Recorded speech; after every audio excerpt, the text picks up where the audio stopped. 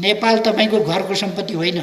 एक ठाउँमा पनि 1 इन्च पनि भारतको जमिन नेपालले मिचेको छैन। राष्ट्रघाती वचन प्रधानमन्त्रीले संसदको रोस्टमबाट बोल्नु हुँदैन थियो, तर त्यहाँ बोल्ने काम भयो। कसको हितको लागि, कसको पक्षमा? यो नेपालको अहितमा, नेपालको विपक्षमा यत्रो देशद्रोही कुरा गर्दा यो कसको पक्षमा केका लागि बोलियो? कसलाई सुनाउन खोजेको? नेपाली जनतालाई हेप्न त योभन्दा बढी हेप्ने ठाउँै हुँदैन। अस्ति नै एमालेलाई मासु भात भन्थे। मासु भात मात्रै होइन, भात मात्रै होइन, उनको त समर्थन गरेर कुरिया छन्। अहिले पनि यस्तो देशद्रोही कुराको समर्थन गरेर हिँड्ने मान्छे भात बाहेक के हुन्छ? भात। यस्तो कुरामा समर्थन गरेर हिँडेको छ। प्रधानमन्त्रीका विरुद्ध कुनै रुलिङ नगर्ने, चुप लाग्नुहोस् भन्न नसक्ने सभामुखले अनि देशको पक्षमा बोल्नेलाई कारबाही गर्न समिति बनाउने, गर्नुहोस्। देशको पक्षमा बोल्ने यी नेपाली जनतालाई कारबाही गर्नुहोस्। तपाईँ के सक्नुहुन्छ? टेबल ठोक्न पनि गएका होलान् त्यस्ता कुराहरूमा। नेकपा एमालेका सांसदहरू देशको पक्षमा, लोकतन्त्रको पक्षमा, शान्ति सुव्यवस्थाको पक्षमा, सुशासन र विकासको पक्षमा सङ्घर्ष गर्न गएका हुन्, त्यहाँ आवाज उठाउन गएका हुन् त्यहाँ। त्यसकारण नेकपा एमाले कारबाही गर्छ। तपाईँहरू जालो बनेको बनै हुनुहुन्छ त केपी ओलीलाई गिरफ्तार गर्नुहोस् न। यहीँ छु त, मैले भनेको छु। यस्ताहरूले खुट्टा ढ्याप ढ्याप गर्दैमा देश छोडेर भागेर हिँड्ने मान्छे होइन। तिनीहरू जसलाई चाहिन्छ त्यसलाई फसाउनका लागि यो आयोग बनाएको। यस्ता आयोगलाई हामी मान्यता दिँदैनौँ। अरू कसैले बयान दिए पनि म चाहिँ बयान दिन्न। त्यसमा सम्पत्ति विवरण भरेर म पठाउन, जे गर्न सक्छ गरोस्। हामीले घर जलाएको किन रोक्न सकेनौँ? घर जलाउने हुल आउँदाखेरि अगाडि यसो पख भनेर किन रोकेनौँ? त्यस्ता कुरा गरेर हुन्छ? हामीले सिंहदरबार जलाउँदा किन रोक्न सकेनौँ? सेनाले रोक्न सकेन अनि हामी के गरेर रोक्छौँ? हामी? सुरक्षा निकायले रोक्न सकेन त हामी के गरेर रोक्छौँ? कि रोक्यो कसैले? म ढल्न सक्छु, पछारिन सक्छु, तर म घुँडा टेक्नेवाला छैन।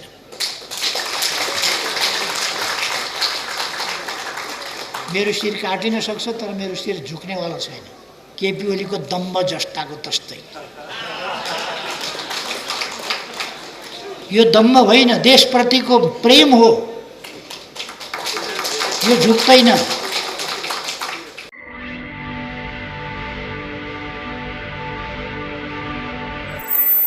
पहिले नै देखि असंवैधानिक सरकार बन्नभन्दा अगाडिदेखि असंवैधानिक सरकारका प्रधानमन्त्री अवलोकन गरिरहेका थिए। गृहमन्त्रीहरू जो बनेपछि असंवैधानिक ढङ्गले आगजनी, तोडफोड, लुटपाटको परिणामस्वरूप, नवयुवाहरूको हत्याको परिणामस्वरूप जो बने, उनीहरूले पहिले नै देखि भनिराखेका थिए फलानालाई कारबाही गर्नै पर्छ। त्यसका लागि उनीहरूले एउटा आयोग बनाए। तपाईँ हामी सबैलाई थाहा छ। गौरीबहादुर कार्कीको नेतृत्वमा, जो गौरीबहादुर कार्कीले आफैले पहिले नै, त्योभन्दा अगाडि नै कारबाही गर्नुपर्छ, फलानालाई कारबाही गर्नुपर्छ भन्ने एउटै बोली बोलेका थिए।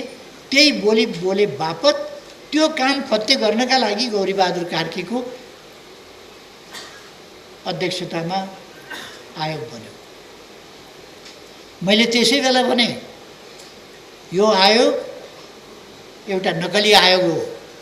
यो आयोग प्रायोजित एउटा उद्देश्य तोकेर टास्क दिएर, टास्क छानबिनको टास्क होइन, छानबिन गरे झै गर्ने तर फसाउने फलानालाई।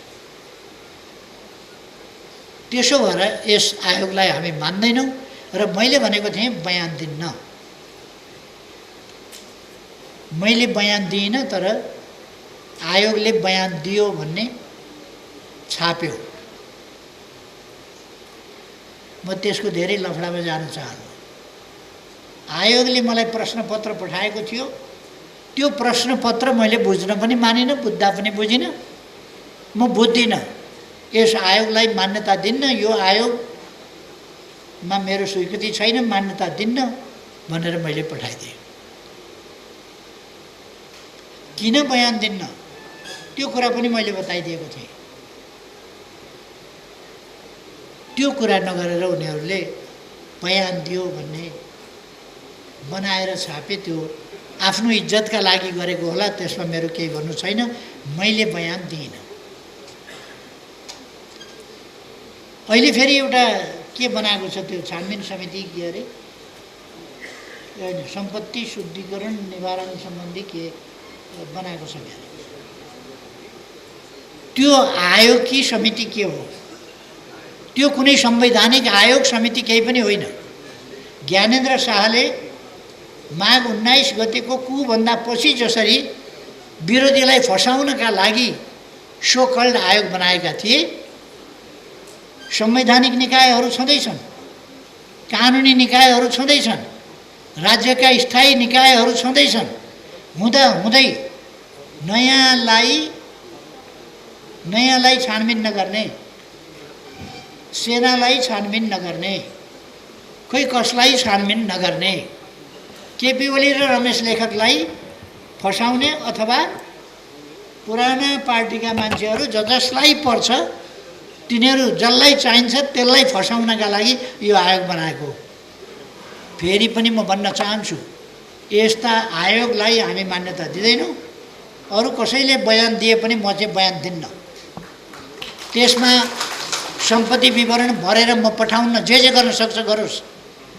यो राज्य होइन, यो पूर्वाग्रहको पोको हो, प्रतिशोधको पोको हो, देशद्रोही क्रियाकलाप गर्ने एउटा प्रायोजित भवितव्यले बनेको चिज हो। यसले विपक्षीलाई फर्साउनका लागि यस्ता क्रियाकलाप गरेको छ।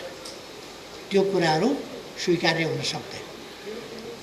त्यसर्थ यस्ता क्रियाकलापमा राज्य नजाओस्, संवैधानिक बाटो संवैधानिक तरिकामा फर्कियोस्, प्रतिशोधमा होइन। कसैको अचाक्ली सम्पत्ति देखियो, अकुत सम्पत्ति देखियो भने छानबिन गरोस्। आगो लगाएर खरानी बनाएका ठाउँमा मेरो सम्पत्ति विवरण खरानी भरिदिने मैले सम्पत्ति विवरण फेरि चाहियो। आगो लगाएर पुगेन सम्पत्ति विवरण, खरानी छ उठाएर लैजा सरकार, के को सम्पत्ति विवरण? तसर्थ अब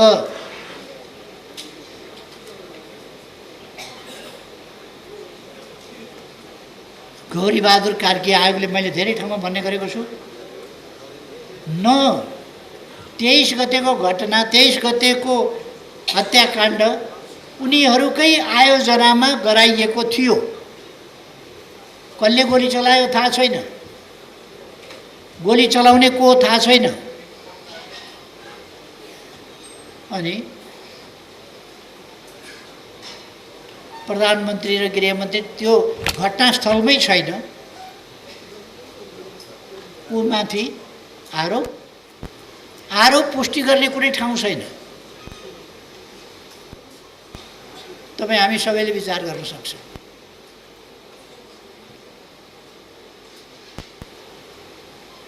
चुनाव भन्दा पछि मेरो बुवा बित्नुभयो। म 13 दिनको काममा बसेँ। 13 दिनको काममा बसेको भोलिपल्ट सरकार गठन भयो। 13 गते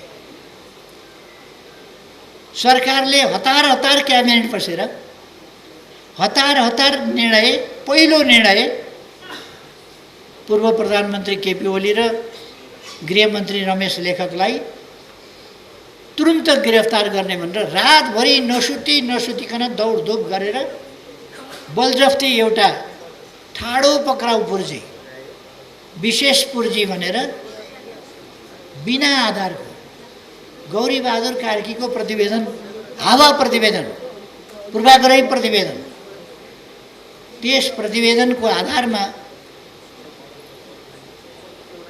गिरफ्तार गर्ने भने अनि यो दफा त्यो फौजदारी कहाँ गरिएको छ? जो हामी त आफ्नो ठाउँमा छौँ। म बालुवाटारमा छु, यहाँ बानेश्वरमा गोलीकाण्ड भएको छ।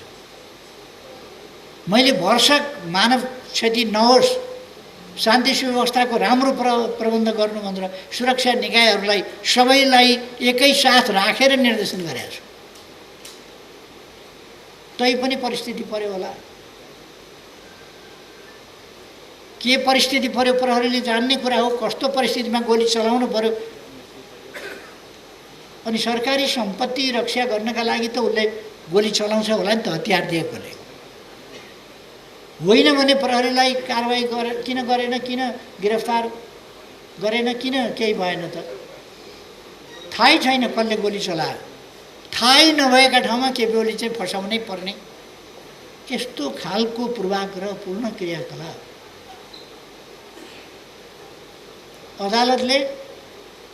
अदालतमा म्याद थप्न लाँदा यो म्याद थप्न कानुनसम्म छैन भनेर हामी लड्यौँ। म अदालतको बारेमा केही धेरै टिप्पणी गर्न चाहन्न। त्यति गैर कानुनी कुरालाई पनि मान्यता दिएर अदालतले 3 पल्ट म्याद थप्नु हुँदैन थियो। म्याद थपियो। मैले बन्दी प्रत्यक्षीकरणको रिट सम्मानित सर्वोच्च अदालतमा हालेँ। सम्मानित सर्वोच्च अदालतमा हाल्दा सम्मानित सर्वोच्च अदालतबाट रिट खारेज भयो। 13 दिनसम्म कोसिस गर्दा सरकारले मुद्दा चलाउने ठाउँ पाएन। मुद्दा चलाउने ठाउँ नपाएपछि 13 दिनपछि मलाई छोड्न बाध्य भयो सरकार। नेपालको सरकार सञ्चालनको तरिका, न्याय सम्पादनको तरिका,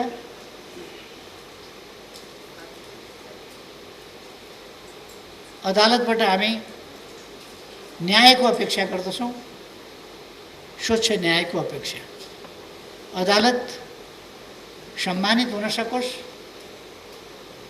न्याय सम्पादनबाटै अदालत सम्मानित हुन सकोस् भन्ने हाम्रो इच्छा छ।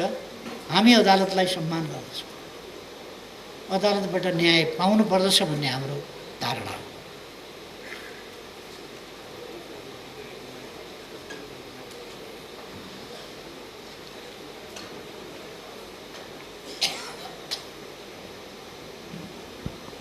मैले अघि नै भने हामीले त सही नीति तय गर्दै अगाडि बढेका थियौँ।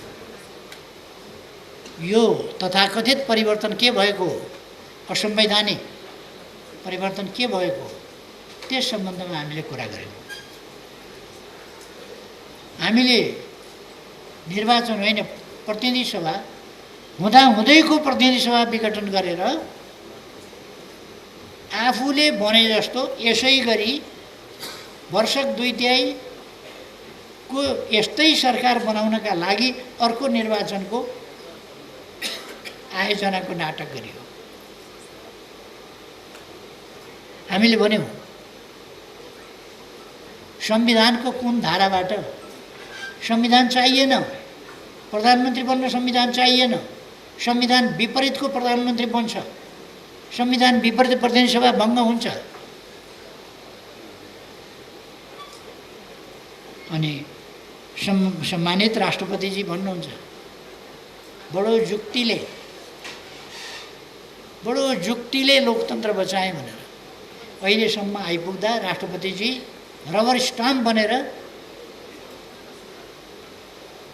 जुन चिज गर्नु नपर्ने हो संविधानको रक्षक र पालकको हैसियतमा त्यो नगरेर जुन चिज नगर्नुपर्ने हो त्यो गरेर जेमा पनि हस्ताक्षर गर्ने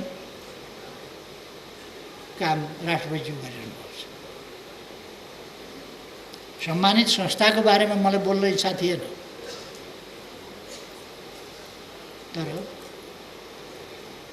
यो वास्तवमै बडो जुक्तिका साथ लोकतन्त्र एकपछि अर्को कदमबाट सिद्ध्याउने काम गर्छ। जुन कुरा नेकपा एमालेलाई मान्ने छैन, मान्ने हुनु हुँदैन। नेकपा एमाले देशप्रति, जनताप्रति, लोकतन्त्रप्रति, शान्तिप्रति, सुशासन र विकासका सङ्कल्पप्रति प्रतिबद्ध पार्टी हो। यो कुनै त्रासबाट खुट्टा कमाएर चल्ने पार्टी होइन। त्रासभन्दा डर, त्रासभन्दा भयभन्दा मुक्त भएर माथि उठेर देशप्रति समर्पित भएर त्याग र बलिदानका भावना साथ लडेर यहाँसम्म आएको छ। त्यसै गरी लडेर नै अगाडि जानेछ। अब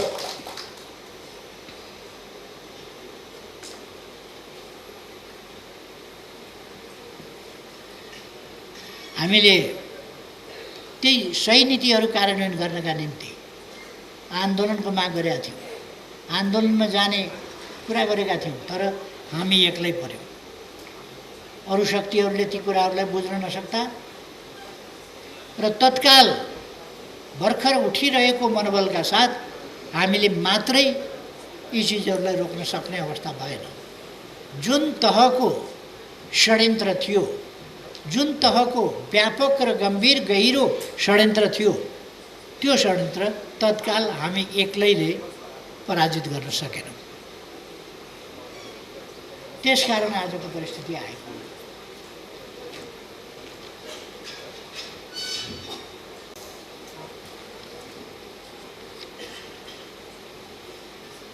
हामीले हाम्रो पार्टीलाई आन्दोलनमा लान समय नै पुगेन।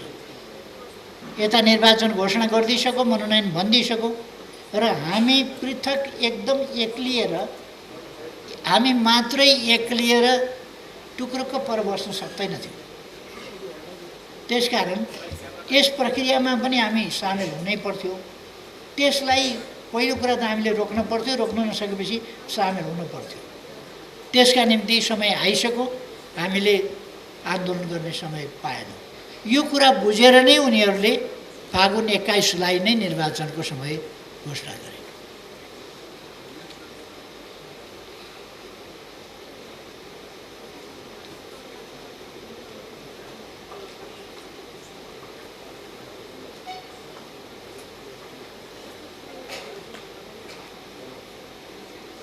यी सबै कुरा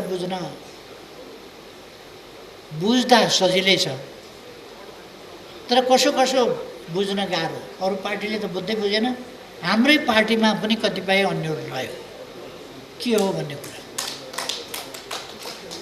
अब यसमा चुनावको जस्तो नकारात्मक नतिजा आयो, त्यसबाट हामीले शिक्षा लिनुपर्ने, आफू त्यसको नतिजाका विरुद्ध, यो नतिजा अन्तिम नतिजा यथार्थ नतिजा होइन, यो कृत्रिम नतिजाका विरुद्ध हामी यसलाई बदल्ने गरी उठ्न जरुरी छ। यसका लागि फेरि नयाँ सिराबाट हामीले आफूलाई तयार गर्नु जरुरी छ र आफूलाई तयार गर्नसँगै मित्र शक्तिहरू खोज्ने, उनीहरूलाई सहमत गराउने र अगाडि बढ्ने कुराको आवश्यकता छ।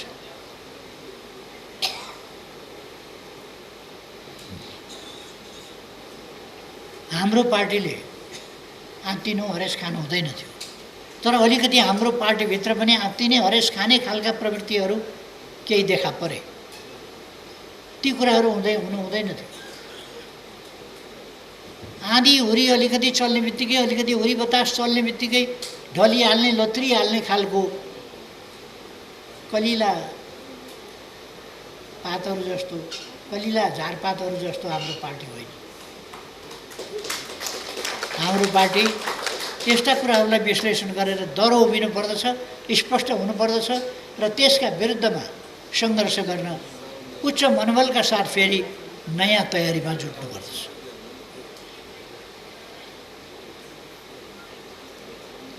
यसका निम्ति हाम्रो पार्टी एकताबद्ध हुन जरुरी छ पहिले। अनि कतिपय साथीहरूमा